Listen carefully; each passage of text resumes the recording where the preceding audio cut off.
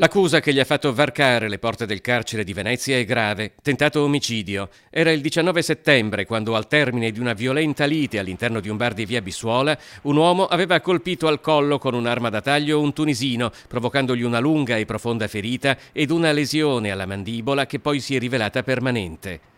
Quella sera l'aggressore era riuscito a fuggire. Nulla ha potuto invece di fronte all'operazione degli agenti del commissariato di Mestre, scattata all'alba e conclusa rapidamente nonostante la pericolosità dell'arrestato. In manette è finito un cinquantenne italiano con numerosi precedenti per atti persecutori, rissa e danneggiamento, oltre a condanne per resistenza e violenza pubblica ufficiale, rapina, lesioni personali e anche omicidio.